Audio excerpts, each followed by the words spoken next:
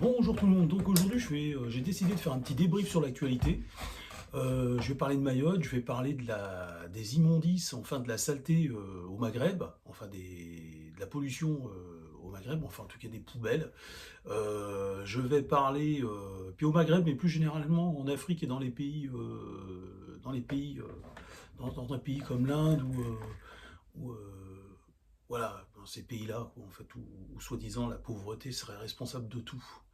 Et puis je vais parler aussi des politiciens, de leur comportement, et puis vite fait du conflit qu'il y a eu il y a quelques mois entre Papacito et Cro-Blanc, quoi. Alors voilà, alors je commence avec Mayotte. Les dom-toms, je pense qu'il faut les rendre en fait. Il faut arrêter de les garder, ces gens veulent devenir indépendants. La France peut trouver avec l'Europe des accords. On peut trouver des accords, c'est-à-dire conserver une présence militaire, ce qui serait très bien pour ces gens-là, c'est-à-dire qu'on continue à les protéger même s'ils ne sont plus français, ça, parce qu'ils n'ont pas les moyens de se protéger contre des puissances étrangères, donc on se sépare sur des accords, et c'est-à-dire qu'ils nous autorisent, enfin c'est pas qu'ils n'auraient pas le choix, c'est-à-dire qu'on aurait le droit à des zones de pêche, voilà, un partenariat au niveau de la pêche, au niveau de l'exploitation des ressources, voilà, au niveau militaire, c'est-à-dire qu'on assure une présence militaire, donc ils n'auraient pas de budget à débloquer là-dessus, c'est-à-dire que ces militaires qui seraient là-bas pourraient intervenir en cas de problème, c'est-à-dire que le gouvernement sur place pourrait faire appel, s'il a besoin et s'il le demande, à cette présence militaire européenne pour pouvoir, si jamais il y a un souci, voilà, s'il est débordé. Et maintenant, il faut faire des accords avec ces gens-là, il faut leur rendre leur liberté. S'ils veulent être libres, il faut leur rendre leur liberté, aux Martiniquais, aux Guadeloupéens, à Mayotte, où vous voulez, quoi. Ça suffit, quoi. On est en 2025. Donc maintenant, il faut leur rendre leur liberté à ces gens-là. D'autant plus que ça déstabilise la société française. C'est-à-dire que, bon, pas pour les Antilles, mais Mayotte, je parle de Mayotte, c'est 60% des Mahorais, apparemment, hein, c'est ce qui se dit, c'est 45% minimum. Déjà, c'est aberrant, quoi. C'est une aberration, mais alors c'est 60% apparemment. Des gens qui sont sur l'île n'appartiennent pas à l'île, en fait. Donc c'est ingérable. Et donc, il faut quitter ces endroits, leur rendre leur liberté, leur indépendance, mais avec un accompagnement. Excusez-moi, j'ai un chat, il est amoureux. Ah, c'est quand on est très bien, les animaux, c'est comme ça. Viens, Coco. Viens mon pépère. Bah ouais, tu peux faire la vidéo. Ah ouais. Et je vous présente Monsieur de Crotte-en-Cour. C'est un baron normand. Oh Coco, non, ça c'est mon café. Bah ouais, on va pas faire de conneries. Et donc, il faut leur rendre ces îles. Il faut leur, enfin, faut leur rendre ces territoires. Il faut trouver des accords. Il faut leur dire qu'ils contrôlent leur démographie. Parce que sinon, hey, Coco, on pense pareil. On pense pareil. Je l'aurais pas dit mieux. Bah ouais. Mais Coco, faut que tu te calmes un petit peu par contre. T'es dans l'émotionnel, Coco. On va avoir des commentaires hein, là-dessus, tu vas voir.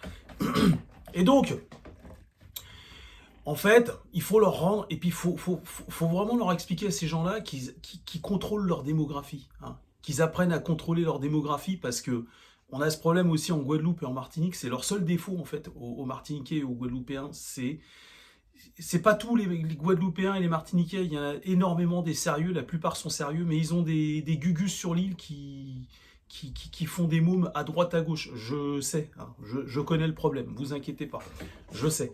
Et donc, il y en a qui me diront, il y a des Antillais qui écoutent ces vidéos, ils seront d'accord avec moi certainement. Alors, et puis il y a une catégorie d'Antillais qui n'aiment pas qu'on critique les Antilles. Mais bah, va falloir que tu t'y habitues, mon pote, si t'es comme ça, parce que je vais continuer. Hein. Parce que je connais les Antillais qui n'aiment pas qu'on critique les Antilles. Mais oui, mais à un moment donné, ces Antillais, moi je les vois, ils sont très contents. J'en ai un au boulot en ce moment-là. Il est très content, il ne gêne pas de critiquer la France. Ah, la France ceci, machin, les Blancs ceci. Bah, dès que tu parles des Antilles, chasse gardée. Ouais, oh. Bon, enfin bref, voilà, j'ai fini pour ça. Après, je voulais parler des poubelles. Ça, c'est un sujet que... Mais c'est récurrent, le Maghreb est sale. Moi, c'est des Maghrébins qui me l'ont dit, que des Maghrébins jetaient au bord de la mer, ils allaient jeter leurs électroménagers dans la mer, en fait. Il y a un Maghrébin qui s'est baigné vers Alger, Et il m'a dit, il n'en pouvait plus. Il s'appelait Mohamed, ce mec, je vais pas vous dire son nom de famille. Il n'en pouvait plus. Je vous parle de ça, c'était il y a plus de 20 ans. Il me dit, tu sais, j'ai été en Algérie, il me fait, j'ai été sidéré de ce que j'ai vu là-bas. Il me dit, j'ai été me baigner, mes pieds touchaient des électroménagers dans la mer. Je lui dis, mais arrête, Mohamed. Il me fait, je te jure. Il me fait, c'est sale l'Algérie. À ce qui paraît, ils jettent même des déchets nucléaires là, au large l'Algérie. Hein, le gouvernement algérien aurait jeté, selon lui, des déchets nucléaires pas trop loin à quelques centaines du bord. Et c'est, mais merde, quoi, je veux dire, si vous êtes maghrébin, mais vous n'avez pas envie de le changer, votre pays. Je vais vous faire une confidence. Moi, j'ai regardé des vidéos du Maghreb en 1930, mais c'était magnifique. Le Maghreb était magnifique, il y avait une architecture maghrébine, typiquement arabe, enfin arabe de l'Orient. Les gens étaient habillés avec leur tenue traditionnelle, mais c'était beau, c'était les contes des mille et une nuits, mais c'était beau, il y avait pas encore ce putain de plastique à l'époque, donc il y avait que des matières nobles, et je pense qu'à l'époque, les gens étaient plus propres. J'en suis convaincu. J'en suis convaincu, les Maghrébins étaient plus propres à l'époque. On le voit sur les vidéos. Il n'y a pas tous ces trucs qui jonchent le sol. Il y a deux, trois trucs sur le sol, mais c'est des pierres, c'est des éléments naturels. C'est des éléments naturels. Avec l'avènement du plastique, vous n'avez pas su gérer ça, comme l'Inde. C'est pareil, vous n'avez pas su gérer la transition, vous l'avez loupé. Alors, toute l'humanité l'a loupé, hein, je vous rassure, vous n'êtes pas les seuls. Mais enfin, vivre. Et pareil en Afrique, c'est pareil. Tu regardes le marché africain, il y a des plastiques partout, c'est des poubelles partout. Arrête, arrête. Et ça, je l'ai vu aussi aux Antilles. Je l'ai vu aux Antilles, ça aussi, tiens. Des poubelles. Alors les Antillais, c'était pas content. Ils me disent, ouais, tu viens en vacances chez nous et puis tu nous critiques. Je fais, je vous critique pas, c'est pour votre bien, quoi. Vous êtes des gens bien, vous êtes des gens super bien éduqués, vous êtes gentils, vous nous invitez chez vous. Mais je sais pas, les poubelles qui traînent partout, les trucs. Il me dit, ouais, mais c'est le vent. C'est le vent. Et ils me disent, on s'est installé dans des zones de non-droit, on s'est installé, on a fait des constructions sans permis de construire, et donc du coup, ils viennent pas ramasser les poubelles, ils y viennent quand ils ont le temps, quoi. Alors je lui dis, bah oui, bah, faut manifester, faut pas vous laisser faire, parce que regardez, il y a des poubelles partout autour de vous, quoi, du plastique, ça va dans la mer, ça revient. Ils me disent, ouais, mais la mer, ça vient des autres îles, et oui, bah, les autres îles, ils disent la même chose, en fait, ils disent que ça vient des autres îles, on n'en finit plus comme ça. Donc, mais merde, vous avez des pays, vous avez des beaux pays, pourquoi vous avez baissé les bras? Qu'est-ce qui se passe? Alors, bien sûr, il y a un caractère primaire dans certaines populations, j'en parle dans la vidéo qui est juste avant, bah oui, un caractère primaire. Vous savez, les Blancs aussi sont affublés de caractère primaire, mais c'est pas les mêmes. C'est pas les mêmes. Et pourquoi j'en parle pas? Parce que vous êtes hypocrite, en fait. Vous aimez parler des Blancs, hein, mais vous n'aimez pas qu'on vienne parler de vous, en fait. Et c'est pour ça que je ne rentre pas dans ce jeu-là. Moi, je ne fais plus d'autocritique envers l'Occident, plus d'autodérision envers l'Occident. Maintenant, je parle de vous. Oui, parce que vous parlez de l'Occident sans arrêt. Vous venez y habiter, vous venez vous y réfugier, vous cherchez la facilité, et en contrepartie, vous permettez de dire du mal de l'Occident. Donc moi, maintenant, je dis plus du mal des Occidentaux, hein. Même quand je remarque quelque chose, je ne le dis pas. Par contre, je vais bien appuyer comme vous faites, hein. A contrario, je vais appuyer sur vos défauts à vous. Voilà, ça va être comme ça maintenant. Il va falloir vous y habituer. Et donc, tant que vous serez hypocrite, et vous n'admettrez pas, que vous pratiquerez pas votre autocritique sur votre religion, et sur vos us et coutumes, et sur vos comportements, eh ben, moi j'invite tous les blancs à faire comme moi, en fait. Voilà. C'est fini maintenant la papa gâteau, la politesse et tout. Alors je voulais parler aussi maintenant des comportements des politiciens. Tout le monde semble étonné en ce moment. Il y a, comment il s'appelle, Elisabeth Borne qui tourne les talons quand on lui parle et tout, mais c'est l'histoire de France, je veux dire. Moi, j'étais dans la ville où j'étais à l'époque.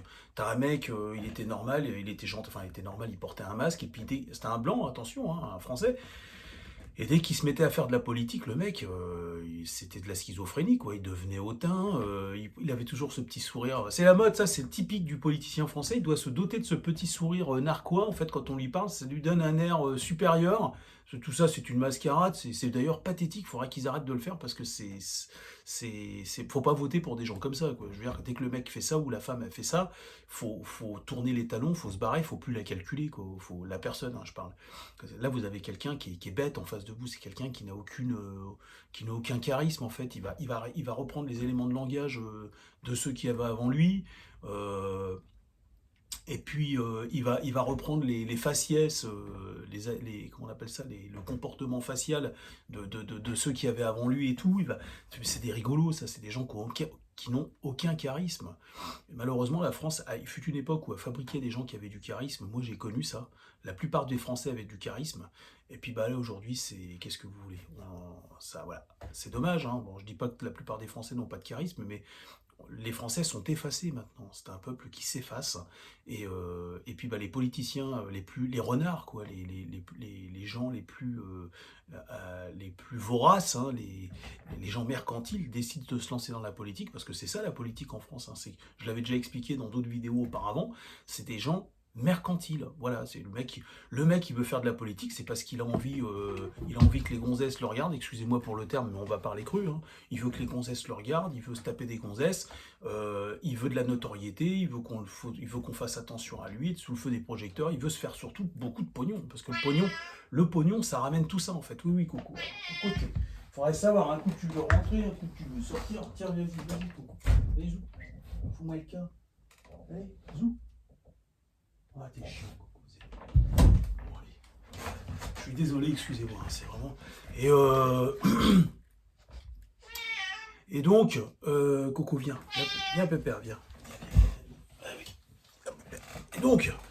Et donc, c'est un chat que j'ai trouvé dans la rue. C'est un pote à moi qui a trouvé ce chat dans une cité, en fait, HLM. Il était abandonné, comme bien d'autres chats. Hein. Et donc, je l'ai recueilli. Il était encore jeune.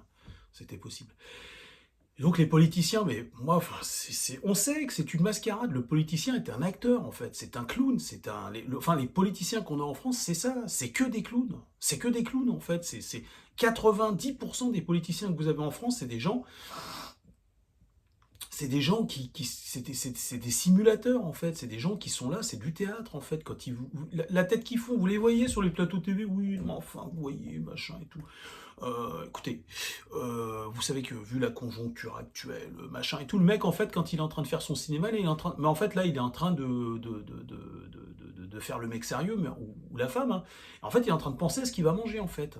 Parce qu'il y a des cantines gratos pour eux. Je crois qu'à Paris, il y a 3 cantines gratuites pour eux. Ils ont une carte et c'est du saumon qu'ils mangent toute l'année, comment on appelle ça, des grosses pièces de viande, des trucs que nous on peut pas se payer. Hein. Par contre, on peut pas se les payer parce qu'on passe notre temps à leur payer à eux en fait. Hein. Ils prélèvent ça sur nos impôts et tout. Je crois qu'il y a 3 cantines à Paris où les hauts fonctionnaires, les élus et tout, ont le droit d'aller manger comme ça, les hauts fonctionnaires. Donc ils y vont, hop, ils réservent. Le mec, mais quand il est en train de parler comme ça sur le plateau de TV, là, il est 11h ou 10h, il parle, il joue la montre là parce qu'il touche de l'argent à brasser du vent. Et après, il est en train de se dire, tiens, j'ai rendez-vous avec une gonzesse ce soir. Mais vous me trouvez pathétique à dire des trucs comme ça? Je vous assure que c'est vrai. Je vous assure que c'est ça. C'est ça. Vous avez vu l'autre, il a envoyé des photos de lui en train de se masturber là. C'est un couple de Russes qui l'a débusqué là. Je sais plus comment il s'appelait celui-là. Il envoyait des photos de lui en train de se masturber ou des vidéos. Il y a eu des scandales comme ça, il y en a eu plein, mais enfin, on les attrape pas tous parce qu'en fait c'est que la partie submergée de l'iceberg. Hein. C'est la partie immergée pardon de l'iceberg, mais la partie submergée est bien plus grande. On les attrape pas tous et c'est ça. Mais enfin voilà. Quand vous les voyez sérieux sur les plateaux de TV, si vous pouviez savoir ce qu'il y a dans leur tête en fait. Vous allez me dire comment tu le sais, mais je le sais par expérience, on sait que c'est des rigolos. Quand il est en train de parler sur les plateaux TV ou qu'il se donne des airs sérieux, là, vous avez vu là dernièrement Borne qui s'éclate, là, quand on parle des morts qu'il y a eu à Mayotte, elle, ça l'éclate, elle rigole. Alors c'est vrai qu'à Mayotte, il y en a un peu marre quoi, de Mayotte, 60% des gens qui sont là-bas n'ont rien à foutre en France, sur le territoire français. Enfin, quoi que ça se discute, parce que Mayotte, avant, c'était pas français, apparemment, c'était Comores et Mayotte, c'était le même peuple, en fait. Donc, on a scindé ces gens-là en deux, en fait. Hein. Voilà, ça, pour rappel, il faut quand même être équitable et être juste, hein, quand même. Sinon, si on l'est pas, on n'est pas crédible, hein, quand on dénonce le génocide blanc. Et donc, là, bon, j'ai fini avec ça, je vais parler maintenant du conflit entre Papacito et Cro-Blanc. Alors, il y a eu une prise de bec entre ces deux personnes, il y a quelque chose et tout, mais moi je vous invite à méditer sur ça. Cro-Blanc et Papacito et tous ces youtubeurs en fait se battent pour la France en fait. Ils se battent pour la France et pour l'Europe, pour l'Occident ces gens-là. Donc ils se battent et ils prennent des risques. Hein. Vous savez, Cro-Blanc, il se fait peut-être de l'argent et sa chaîne marche bien, mais vous savez qu'il prend énormément de risques ce mec dans les propos qu'il tient. Enfin, c'est pas qu'il tient, hein, c'est ce qu'il dit en fait. Ses propos sont tout à fait normaux comme les miens. mais il peut en pâtir, parce que vous savez que la loi, la loi en ce moment, elle est de très mauvaise foi, elle est hypocrite et de très mauvaise foi, et elle est faible avec les forts et fort avec les faibles. Et donc il prend des risques, Cro-Blanc, quand il fait ça. Donc c'est quand même quelqu'un qui est assez couillu. Il y a Papacito, c'est pareil.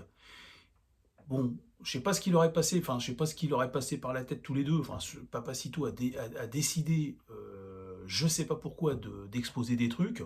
Ça le regarde, mais ce qui est dommage, c'est que nous, en fait, on reste pas tous unis, en fait, derrière ces gens-là, en fait. Malgré leur petits conflits, s'ils s'aiment pas tous les deux, s'ils s'apprécient pas, s'ils se trouvent des défauts qu'ils trouvent insurmontables, euh, ces gens-là se battent pour notre réunification, en fait. La réunification des peuples blancs, de l'Occident.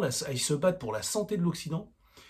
Et donc, à partir de là, je pense que c'est dommage que nous, de notre côté, on soit assez bêtes pour se diviser en clans et dire, ouais, moi je suis derrière Papacito, ou alors moi je suis derrière Cro-Blanc et tout. Moi, je pense qu'on doit tous les soutenir. C'est pas grave s'ils s'embrouillent, ils se font la prise de bec entre eux. Nous, on doit travailler justement pour plus que ça arrive ça, et on doit comprendre aussi que, enfin, faut qu'on arrive à transcender ces trucs-là. Faut pas moi, j'ai vu que la dernière fois, c'est arrivé il y a 6 mois ou il y a 4 mois cette histoire, je crois. Et je voyais qu'il y avait des clans qui se scindaient, en fait. Ça commençait à, enfin, il y avait des divisions, les gens, il y avait les pro Papacito, les pro machin. Mais arrêtez, merde, faut qu'on soit tous unis, quoi. On a affaire à une entité qui, quelles que soient ses frontières et ses différences culturelles, est unie sous une même bannière, qui est l'islam. D'accord. Ces gens-là, en plus, sont aidés, ils ont des alliés, ils ont la Chine derrière eux, ils sont épaulés par la Russie en ce moment, et par des pays comme le Venezuela, ils sont aidés. Donc nous, si, petits que nous sommes, dès qu'il y a un conflit comme ça, des petites guéguerres intestines qui ne devraient pas exister, en admettant même qu'on est demain psychoélique aussi, je regarde ses vidéos, il est pas mal lui aussi. Mais on a aussi Consul Pazen, il y a, comme je les avais déjà cités, la Minute Info, on a la sanction. Ces gens-là, si des fois, ça peut arriver qu'ils se tirent un peu dans les pattes, j'en sais rien, ils ont leur raison, je sais pas. Ça peut arriver, comme c'est arrivé avec Gros-Blanc et Papacito. Mais nous, on doit justement être derrière eux, parce que eux font un truc pour nous, en fait. Ils font des choses pour nous, donc nous, en retour, on doit bien comprendre que faut pas se diviser, il faut continuer à être derrière ces gens-là, en fait. D'accord. On s'en fout, c'est un détail, ils se sont pris le bec, ils se sont pris la tête. Quand il s'appelle Cro-Blanc, il a dit un truc, il était jeune. Moi, ça m'est déjà arrivé aussi de dire des conneries avec les femmes, hein.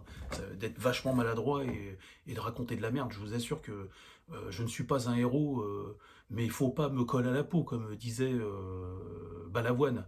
Ça va, non, j'ai pas fait non plus de conneries dans ma vie, hein. J'ai jamais fait de trucs graves.